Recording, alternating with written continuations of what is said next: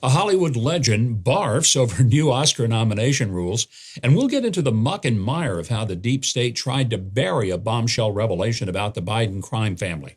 Hold on to your seats for this May 10th edition of The Breakdown. Before we get started, if you get to the end of this video and you find it informative, and I'm pretty sure you will, please consider subscribing to the channel. Just hit the subscribe button below and click the notification bell. We are just about close to 1 million subscribers on the channel. And with about 70% of you who are watching not even being subscribed yet, we could be there in just a few days, or even in a few hours. All right, on to the news. First off, I want to quickly cover a couple of stories from this week that I really liked. It's a very good sign that some Hollywood celebrities are starting to put their country and their common sense ahead of their careers, even standing up to the woke blacklisters. One such star is Oscar winner Richard Dreyfuss, who not only said that the Academy's new rules demanding a lot of diversity and inclusion to check boxes in order to qualify a movie for an Oscar nomination, he says makes me vomit, but he also gets bonus points for saying that very thing to a shocked PBS interviewer. Let's watch. What do you think of these new inclusion standards for films? They make me vomit. Why?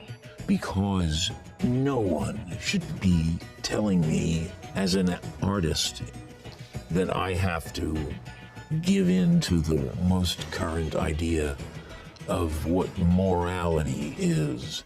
I've long respected Richard Dreyfuss. In fact, I had him as a guest on my old Fox News television show, and he said he agreed to do it because I can have a civil conversation with someone I disagree with. Even then, he was promoting a message that America needs civics education because young people are not learning why they're so lucky to be living in this great nation. He even started a nonprofit to promote the teaching of civics. He now has a new book on that subject, and I would say, Richard, if you'd like to talk about it on my TBN show, just give me a call. Another one of my favorite things this week, in his latest desperate attempt to avoid fiscal responsibility, President Biden is reportedly urging corporate CEOs to pressure House Republicans to raise the debt ceiling without demanding government spending cuts. I might suggest that he start with the CEOs of Disney, Anheuser-Busch, Nike, and various other woke corporations that are trying to use their money to force radical leftist change onto an unwilling America. That would help remind Republicans that the days when corporate interests align with Republican values are as over as the pet rock fad. Biden must be getting pretty desperate in this game of chicken that he's playing. It's pretty obvious. Now, as of the recording of this video, Representative James Comer of Kentucky and other Republicans have just held their press conference to disclose the details of the aforementioned FBI documents. There's a lot to dig through, which I'll be doing in the coming days. But my initial thoughts are, this is some pretty explosive and wide-ranging facts that the House committee is presenting. It's not just simple hyperbole or speculation. They have bank records, lots of them, hundreds of them, with names, addresses, where the money came from and where it went. You know what is missing?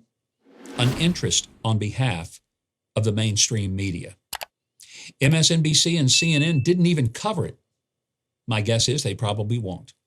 How can people have any confidence in the media today when one of the most explosive political stories in our lifetime is utterly ignored because it doesn't fit their narrative that everything Joe Biden and the Democrats do is just fine, anything and everything Republicans, and especially Donald Trump, do? Why, it's scandalous, and he ought to be in prison. Well, like I said, I'll be digging into that more in the next couple of days. I'll give you an update during the Live with Mike live stream on Friday at 2:30 Eastern, 1:30 Central. Theirs isn't the only story of the Biden family's corruption that's rising to the surface. On Sunday, investigative reporter John Solomon said that he'd have an update on yet another example of the Justice Department deep-sixing information that was potentially incriminating to the Biden family, including President Joe Biden himself. This one dates from 2018, when Joe Biden was marking time between his terms as vice president and president. In the fall of that year, a respected former federal prosecutor went to the Department of Justice on behalf of a foreign witness who claimed to have hard evidence that Joe Biden had exercised influence to protect corrupt Ukrainian energy company Burisma holdings in return for money that would go to his family. That prosecutor retired Little Rock U.S. Attorney under George W. Bush, Bud Cummins. Incidentally, Bud was my chief legal counsel in the governor's office in Arkansas for several years, and he's going to be on my show this weekend.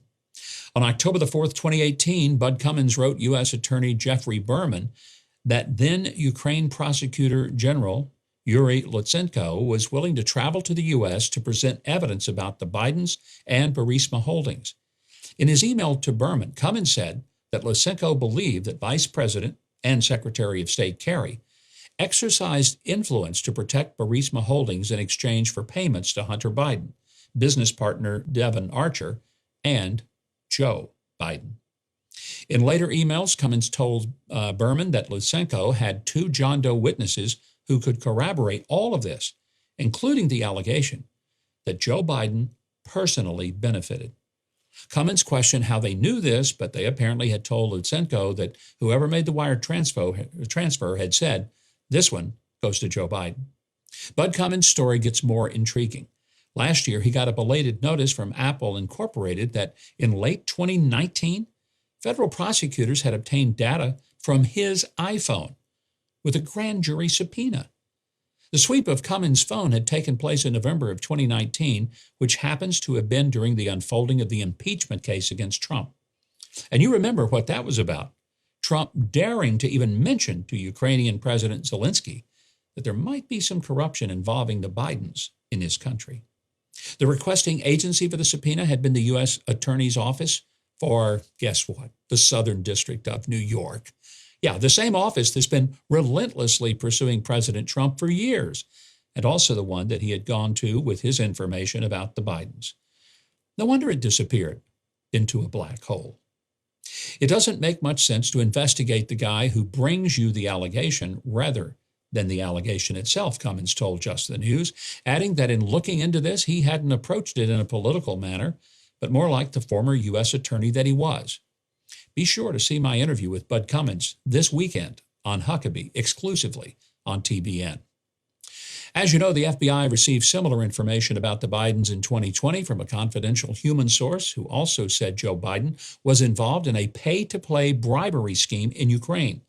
Kentucky Representative James Comer, chairman of the House Oversight and Accountability Committee, has subpoenaed FBI Director Chris Wray to turn over the interview notes.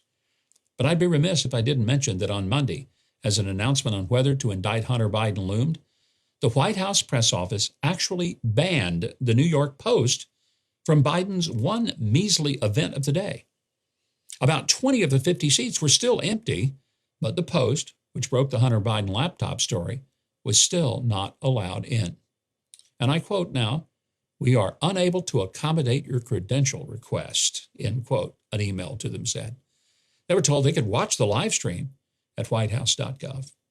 Considering the event was a joint meeting with Biden and Transportation Secretary Pete Buttigieg to talk about airline policies, perhaps the reporters should consider themselves lucky to have had a break from the day's hefty helping of hornswaggling. Well, thanks for watching. If you enjoyed the video, I hope you'll consider subscribing to the channel. Be sure to click the notification bell below and leave a like. Be sure to tune into the live stream on Friday. I'll be answering all your most uncomfortable questions then. And if you want more of my news analysis and commentary, you can sign up for my newsletter at MikeHuckabee.com. It comes to your email box twice a day, and it is totally free. That'll do it for this edition of The Breakdown. I'm Mike Huckabee.